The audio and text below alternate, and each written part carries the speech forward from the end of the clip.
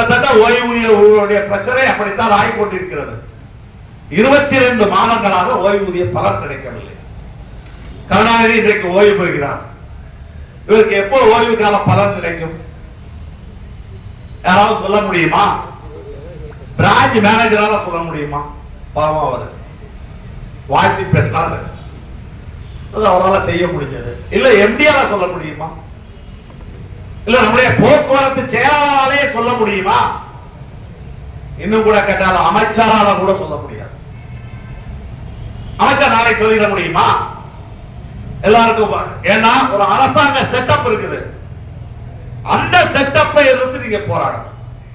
அந்த செட்டப்பை எதிர்த்து போராடாமல் இல்லையால் அரசாங்கம் கொள்கை ரீதியான முடிவு எடுக்க வேண்டும். அது இல்லாமல் பலன் கிடைக்காது. எப்பொழுது கிடைக்கும்? கிடைக்காது. இப்ப நம்ம ஊதிய ஒப்பந்தம் 29ஆம் தேதி பேச்சுவார்த்தை, 29ஆம் தேதி அநேகமா முடிவதற்கு வாய்ப்பில்லை. நம்ம என்ன பண்ணா அரசாங்கத்துக்கு என்ன சொல்றோம்னா, நீங்க 29 முடியலன்னா அப்புறம் 4 நாள் 5 நாள் உடனே பேச்சுவார்த்தையை முடியுங்கள். என்ன பிரச்சனை வருகிறது? பேச்சுவார்த்தையை தாமதப்படுத்துவது அரசாங்கம். தாமதப்படுத்துற காலத்துக்கான நிலுவைத் தொகையை அரசாங்கம் தான் தரணும். இன்றைக்கு நிலுவைத் தொகையை மறுக்கலாமா, நிலுவைத் தொகையை குறைக்கலாமா என்ற அடிப்படையில் கூட அதிகாரிகள் பேசக்கூடிய நிலைமை என்பது இருக்கிறது. இது நாங்கள் எச்சரிக்கையாக சொல்கிறோம்.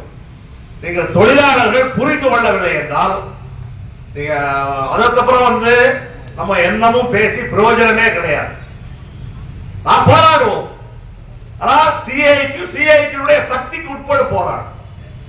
அவ்வளவுதான். சிஐடியில் மட்டும் தொழிலாளர்கள் இல்லை, எல்லா சங்கத்திலும் தொழிலாளர்கள் இருக்கின்றார்கள். தொழிலாளர்கள் சிஐடி சொல்வதற்காக அல்ல, இது எல்லோரையும் பாதிக்கக்கூடிய பிரச்சனை, எல்லோருக்குமான பிரச்சனை. கடந்த ஒரு வார காலத்துக்கு முன்னால் நம்முடைய அரசாங்க போக்குவரத்து ஊழியர் சங்கம் சார்பாக சென்னை நகரம் பூரா பிரச்சார இயக்கம் நடந்தது. அந்த பிரச்சார இயக்கத்திலே கான்ட்ராக்ட் முறை கூடாது, தனியாருக்கு மின்சார பேருந்தை இயக்குவதற்கு அனுமதிக்க கூடாது என்ற அடிப்படையில் நாம் பிரச்சார இயக்கத்தை நடத்தினோம். அந்த பிரச்சார இயக்கத்தை நாம் நடத்துவதற்கு பல தோழர்கள் விடுபடுத்தார்கள், பலர் சம்பளத்தை இழந்தார்கள். அதே போல சங்கத்தின் சார்பாக ஒரு 2 லட்சம் 3 லட்சம் செலவு பண்ணி தான் அந்த பிரச்சார இயக்கத்தை நடத்தினோம். இப்ப இருக்கிற தொழிலாளி யாருக்கும் வேலை போயிருந்ததல்ல. ஆனால் எதிர்காலத்தில் தொழிலாளி இல்லைன்னு வச்சுருங்க, எதிர்காலத்தில் தொழிலாளியே இல்லை என்று வச்சுருங்க. ஹிட்லர் பாசிசத்தை அமுல்படுத்திய காலத்தில் ஒரு பாதிரியார் எழுதினார், ஹிட்லர் முதல்ல யூதர்களை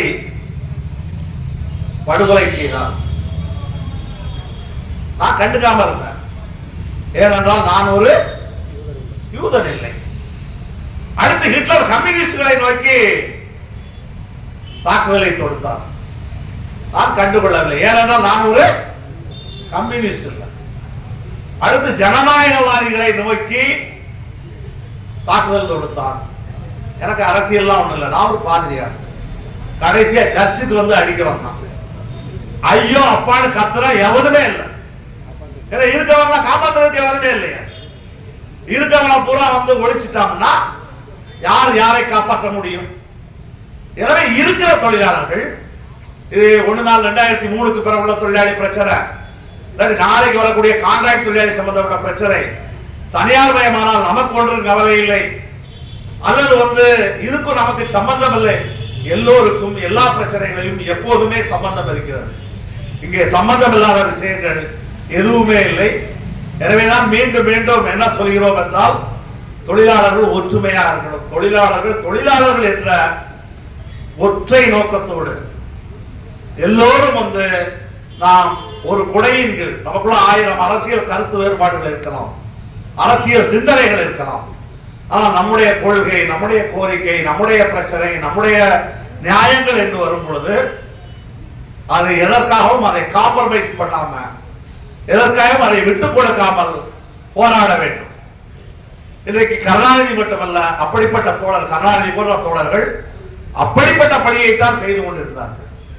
எதற்காகவும் நம்ம பிரான்ச் மேனேஜருக்கு பேசும்போது கூட சொன்னாரு, என்னோட இனிமையாக பேசுவார், நன்றாக பழகுவார், எனக்கு அவரை மிகவும் நல்லா படிக்கும், ஆனால் தொழிலாளி பிரச்சனை என்றால் விட்டு கொடுக்க மாட்டார் என்று சொன்னார் இல்லையா?